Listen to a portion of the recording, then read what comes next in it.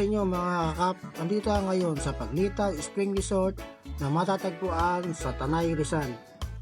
Isang paliguan na dinarayo ng mga turista.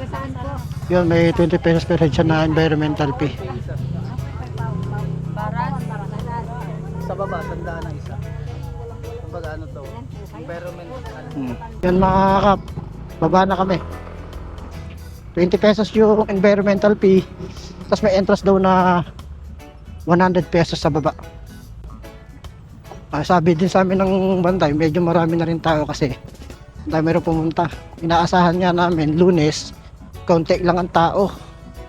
Medyo marami na rin pala. Ang iniisip namin, kakasabay namin kaunti lang. Marami-rami na rin daw pala pumunta.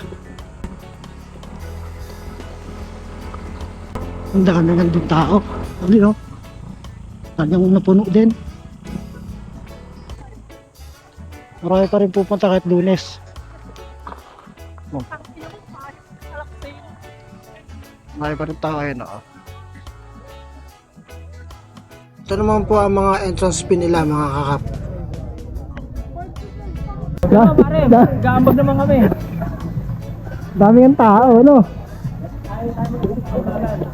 Bali, ito yung nakuha naming room na nagkakahalaga siyang 3,000 na 6 AM to 6 PM. Ayan, may isa siyang higaan, meron din sa baba.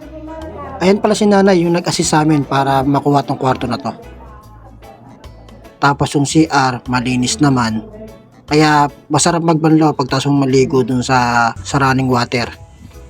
Marami naman silang cottage na affordable na nagkakahalagang 500 to 1,000 pesos. Tara mga kakap, samahan nyo kami at tignan natin ang ganda ng Paglitaw Spring Resort. Together, we gather, near and far we gather, the grandkids, the cousins, the one without a husband. I missed you, you're grown now, we've gotten by somehow. Oh, since you left us, we still can't talk about it. By the way, happy holiday. Dito naman yung way na ginawa nila ng pool na running water. At ito nga mga kakap, nagulat nga kami, napakaraming tao.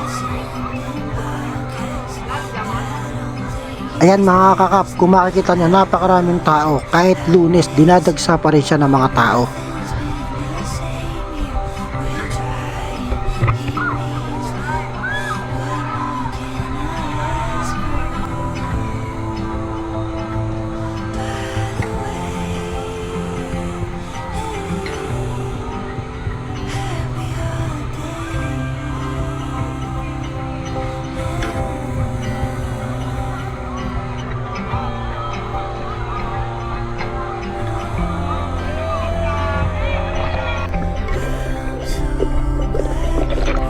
Siguradong alis ang pagod nyo at ang init ng katawan siguradong matatanggal dahil sa sobrang lamig ng tubig.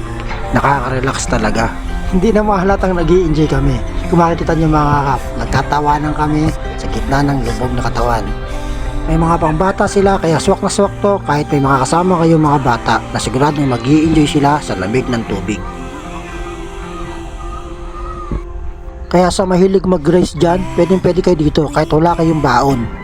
Pwede kayo magpaluto ng per kilo. Ganun lang din ang ginawa namin, nagpaluto kami. Ang budget, depende sa papaluto nyo, kung ilang putahe or ilang kilo. Nagpaluto nga pala kami ng inihaw na baboy, sinigang na baboy, adobong manok, hotdog at tosino. At 1 kilong bigas. Walang malakas. Kaya kung sino ka man kumuha ng tsinelas na kumpare ko, manakit sana paa mo.